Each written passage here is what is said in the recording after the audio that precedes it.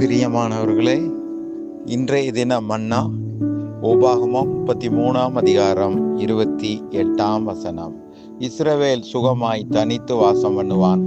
யாக்கோபின் ஊற்றானது தானியமும் திராட்சரசமும் உள்ள தேசத்திலே இருக்கும். அவருடைய வானமும் பனியை பெய்யும்.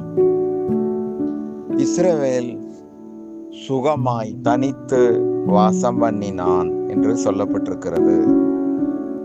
எப்படி அவர் அந்த ஆசீர்வாதத்தை பெற்றுக்கொண்டார் என்று சொன்னால், யாக்கோபு அவர் தேவனுக்கு பயந்து, தேவனை அதிகமாய் நேசித்து, உலகத்தின் அசுத்தங்களை தீமைகளை விட்டு விலகி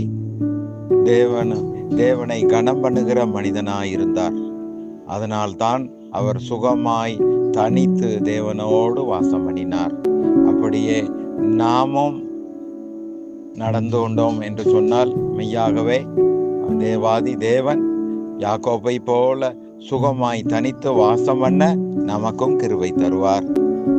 ஆமேன். God bless you.